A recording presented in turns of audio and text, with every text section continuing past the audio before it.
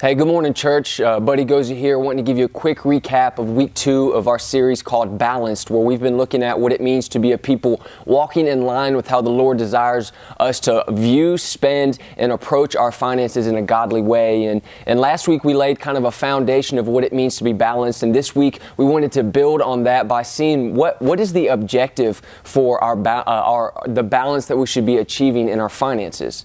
Like, what are we trying to accomplish with our money? So we tried to tackle that difficult question by looking at 1 Chronicles chapter 29 and looking at how David, a man who is in the height of his reign, his riches, his power, he approached the things that were given to him by the Lord. So what we saw in 1 Chronicles chapter 29 was a man, David, who was humbled at the realization that everything that he has been given to him by God himself. So he burst out in a prayer, a public prayer of praise as he is instructing the people that, hey, we're going to build God a temple in response to what the Lord has given to us first. So by studying verses 9 through 14 in 1 Chronicles 29, we realize that David's clear objective in what the things he's been given was simply to honor the giver of the gifts. So we said this week the bottom line was that our objective in our finances should be to honor God. We need to try and filter all of our decisions in our finances in a way that honors the giver of the gifts, God himself. So when we realize that everything that we have been given was given freely by the creator of the universe, it should give a response to honor the giver of those gifts. So it's so easy for us just to kind of try and calculate a percentage of what we should give to the Lord, 10%, 5%, 15%. But we discovered that the Lord desires for us to honor him in 100% of our finances.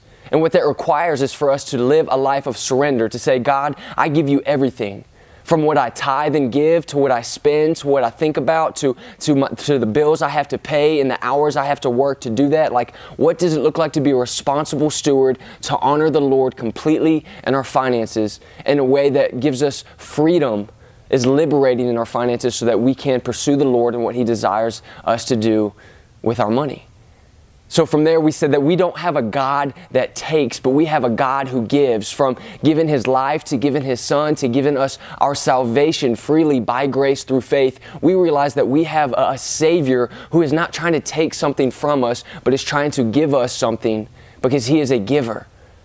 And because of that, we are free to honor the Lord in our finances in a way that sometimes can be fearful, but because of the cross, we can look back at the Lord's faithfulness and be confident that the Lord isn't trying to take anything from us, but instead is trying to give us the fullness of life in that way. So our challenge this week was just to think about, what does it look like to be a people that surrenders 100% of our finances? From the way that we give, to the way that we spend our money, to the way that we save, and the way that we think about our finances. What does it look like to be a people that honors the Lord with 100% of our money? So I pray that can be a challenge to you, that you can be encouraged, that we serve a God who gives, and from there we can continue to strive to be the church in a way that radically follows the Lord in all areas of our lives, including our finances. Thank you, and I hope you join us next week.